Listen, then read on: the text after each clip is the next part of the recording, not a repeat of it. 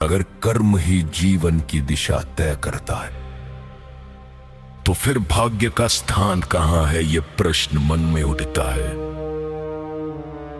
मनुष्य अक्सर भाग्य को दोष देता है, पर कर्म की ओर देखने से बचता है। भाग्य कोई बाहरी शक्ति नहीं है, वह पिछले कर्मों की छाया मात्र है। जो आज घट रहा है वो अचानक नहीं है, वो कभी किए गए कर्मों का परिणाम है।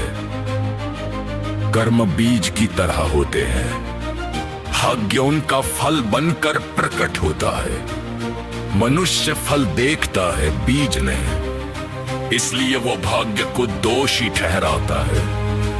आज का कर्म ही कल का भाग्य बनता है। ये सत्य बहुत सरल है पर गहरा है। भाग्य स्थिर नहीं होता, हर नया कर्म उसे बदल सकता है। जो ये मान लेता है कि सब कुछ भाग्य है, वो अपने हाथ से शक्ति छोड़ देता है। और जो ये समझ लेता है कि कर्म ही सब कुछ है, वो अपने जीवन की जिम्मेदारी ले लेता है। भाग्य बहाना है, कर्म सांस है। एक दर से जन्म लेता है, दूसरा चेतना से। भाग्य अतीत का बोझ है, कर्म वर्तमान की स्वतंत्रता है। जो वर्तमान में जागृत होकर कर्म करता है, वो भाग्य से ऊपर उड़ जाता है। तब भाग्य उसका स्वामी नहीं रहता, बल्कि कर्म उसका मार्गदर्शक बन जाता है। इसलिए प्रश्न ये नहीं कि भाग्य किसका है, सत्य ये है कि कर्म उसी का है जो जागा हुआ है।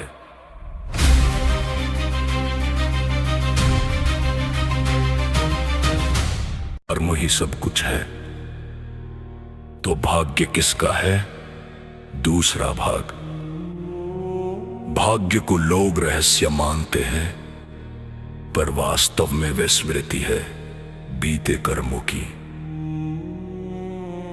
मनुष्य जो भूल जाता है, भाग्य वही याद दिलाता है।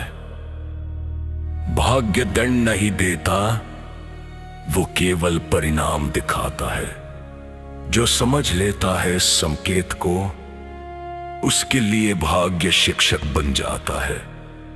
पर जो नहीं समझता, उसके लिए वही भाग्य बोझ बन जाता है। कर्म वर्तमान की भाषा है, भाग्य अतीत की प्रतिध्वनि।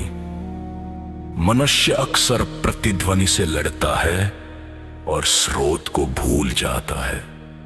कर्म बदलते ही प्रतिध्वनि बदल जाती है।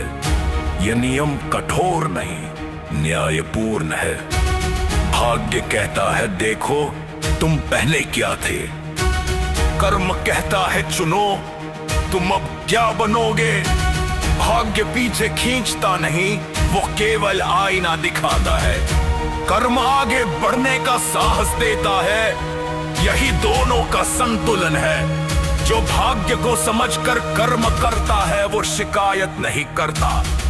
वो जानता है हर क्षण नया बीज है और हर बीज में भविष्य छुपा है।